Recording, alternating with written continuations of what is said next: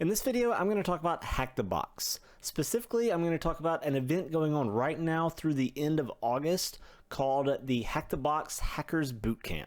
If you're not familiar with Hack the Box, it's kind of similar to Try Hack Me if you've seen some of my videos about those. They essentially have a bunch of machines in a lab environment and they have a bunch of vulnerabilities in them, and your job is to exploit those vulnerabilities to crack those machines and find flags, and you get points for finding those flags. And the way it typically works is they have active machines that are available for a limited time, and with a free account you can hack as many of the active machines as you want. But they have pretty strict restrictions on people giving hints and doing walkthroughs and stuff for machines while they're active. After those machines are retired though, if you have a VIP account, which is a subscription fee, then you can still work on those machines and you can find walkthroughs and things that people are allowed to post.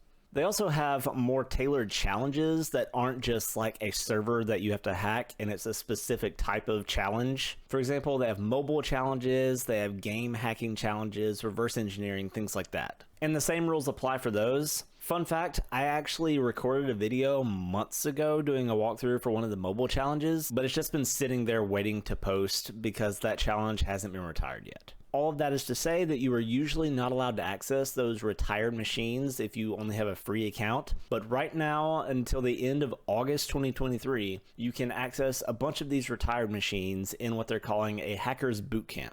And because most of these have been retired for a while, there are a lot of walkthroughs and videos and stuff that have been posted about them, so you can follow those step-by-step guides and figure out what you should do with machines like these in the future. Hack the Box also just recently launched a new guided mode feature, which gives you a little bit more of those breadcrumbs to help you find the answer, more similar to the way that Try Hack Me does it. They have 12 machines available right now in this Hackers Bootcamp, and I'm going to walk through the first one, which is Devel. The description says that it's a relatively easy introduction to web shells, progressing on to utilizing Metasploit payloads to both breach the target and escalate privileges using well-known exploits. To get started, we're just going to click Play Machine. To activate the machine, we just need to click Join Machine. Once you have that machine running, you need to connect to the network, and there are two different ways you can do this. The first is using OpenVPN, where you actually download a file and then you run it from your terminal using OpenVPN. The second is using Pwnbox, where they actually spin up a web-based VM in their network, and then you do all your work through that web-based VPN. If you have a free account, you do have some very limited access. I think it's like a couple hours or something like that, where you can use that Pwnbox. Or if you do pay for the VIP subscription, then you get 24 hours of Pwnbox every month. I don't have VIP, so I'm going to use the OpenVPN way. To do that, I'm just going to click OpenVPN and then I'm going to download VPN. Once we have that file, then we just run sudo OpenVPN and then the name of that file. Once you have that VPN connection, then you should be able to run a ping to make sure you can connect to this IP address. So typically whenever you're working with Hack the Box machines, you just are given a machine, you have to crack it and then find the user flag, and then you need to privilege escalate to root and then find the root flag. However, for this video, I wanted to check out the new guided mode and see how that works. For guided mode, they actually have different tasks listed, and then at the bottom it has the flags. So I'm assuming that this is just going to ask you like different checkpoints along the way of what you needed to do, and then eventually you will get to that flag by following those tasks. So the first task is, what is the name of the service that is running on TCP port 21 on the target machine? So we can find this by port scanning the IP address using Nmap. I did notice that over on the right they have this button for a hint, and I want to click on that just to see what their hint is, to see what this guided mode is all about.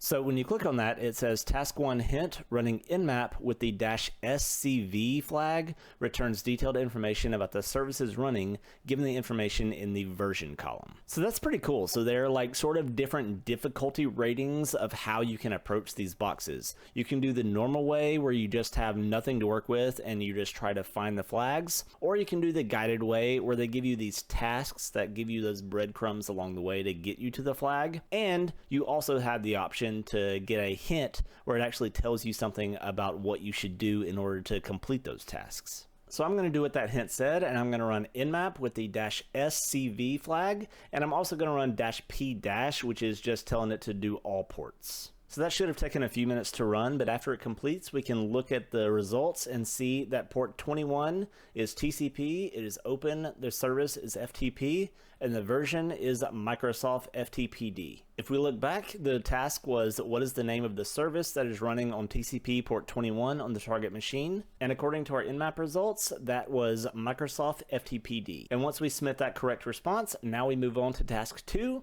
which is which basic FTP command can be used to upload a single file onto the server. If you don't know the answer to this, maybe you've never used FTP before, this is a pretty simple Google search. You can look at any sort of FTP documentation, or maybe look at the help screen if you have FTP installed. For example, when I run FTP on my terminal, it opens up this little FTP prompt, and then I can run help. And these are the list of all the commands that I can run. And if I run help and then put, it says that put is used to send one file. So which basic FTP command can be used to upload a single file onto the server?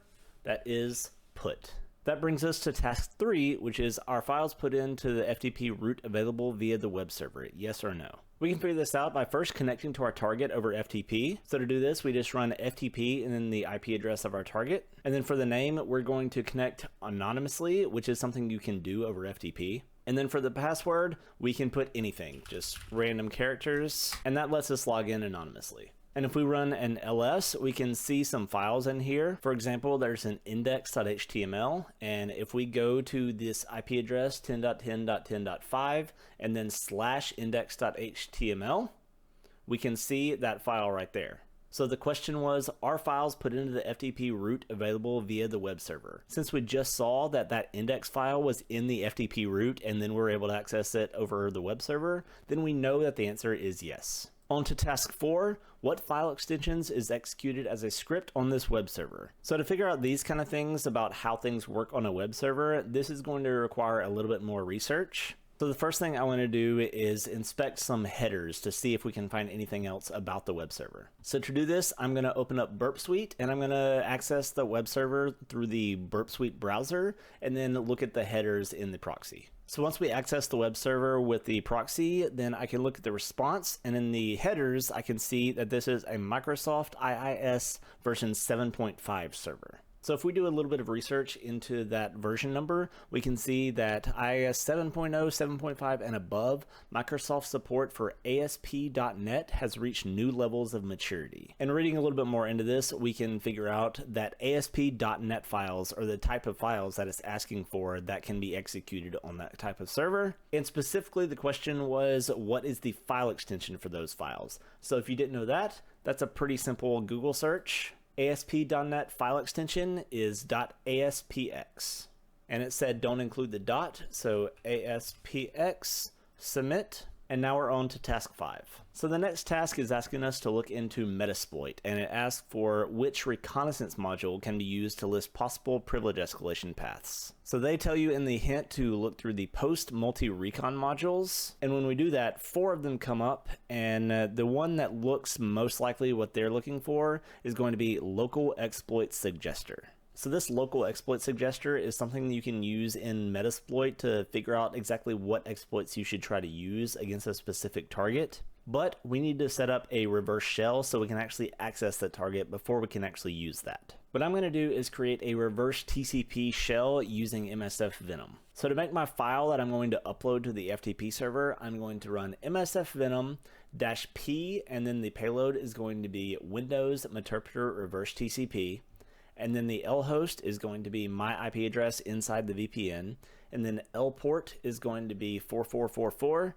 And then the format is ASPX, because we just found out a minute ago that ASPX is the format needed to execute a script on the server. And then the output, I'm going to name the file coresecure.aspx. Now that we have our payload created, which is what we're going to upload to that FTP server, now we need to go to MSF console and start our listener, which is what that payload will talk back to.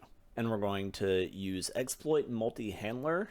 And if we look at the options, there isn't a lot we need to do here, but we need to set the payload and then we need to set the L host. For the payload, we're going to use the same one that we used when we ran our MSF Venom command. And for the L host, we're also going to use the same IP address, which is our IP address once we're on that VPN connection.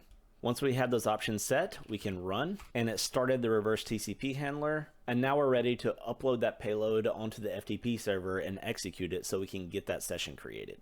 So if we go back to our FTP connection, we can put that coresecure.aspx file that we created with MSF Venom, and that uploaded that file to our web server. And now we can open up a web browser and access that file, which should execute that script and then connect to our listener.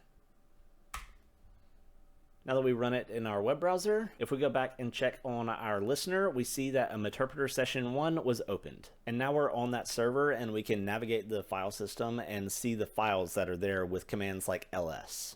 So now that we have our session and we can interact with the target, now we can run that exploit suggester that we talked about earlier. So I'm going to background the session and I'm going to use local exploit suggester, and I need to set the session to session 3 because I have had to kill the session a couple times while recording, and then I can run it. So this is going to take a few minutes to run, but it's basically searching through the entire database of all the exploits in Metasploit, and it's finding which ones are appropriate for this target based on the software versions and different kind of things like that to figure out what is an exploit that we should try to use. So after that finishes running, it's going to report that there are 14 different exploits that are potentially useful for us. And if you want to go through all 14 of these, you can try running all of them and see if any of them work for you. But I'm going to try using this kit trap exploit just because I've seen that one work in the past. But again, feel free to try any of these others in this list if you want to. So to do this, I'm just going to run use and then the path to that exploit. And then when I look at the options, I need to select the session, and it's going to be session number 3 for me. And then I need to set the L host, which is again going to be the IP address that I have in that VPN. And once I run that exploit, it opens up another Meterpreter session, and if I drop into a shell, I can run who am I, and I am the NT authority system, which means I am essentially root. And if we look back at our task, it says to find the user flag, which is located on the Babis user desktop. So since we're in a shell and we are essentially root, that means we should be able to access any sort of directory that we want to use. So we can go to the users directory and we see a Babis user. So if we look in their directory, we see a desktop directory. And when we access that, we see a user.txt file. And if we run the command type and then that file name, it should spit out the contents of that file. And we can copy and paste that flag into our field here and then submit it. And then it says to submit the root flag, which is located on the administrator's desktop. So if we go back to our users directory and go to administrator, again, we find a desktop directory. And this time we find a file that's called root.txt. And once again, if we run type, again, it spits out the contents of that file, and that is our root flag. And once we submit that root flag, now we've gotten both the user flag and the root flag, and the Devel machine has been pwned. I hope you enjoyed this little walkthrough of this Hack the Box machine. And like I said at the beginning, there are currently 12 retired boxes that are freely available right now for anyone to use. Just go to hackthebox.com/hackers.bootcamp. And I'll have a link down in the description if you want to check it out. This will be available until the end of August. This is a pretty good way to get some practice on some machines and have all those walkthroughs and things that are available online that are usually only available for retired boxes that aren't available for free.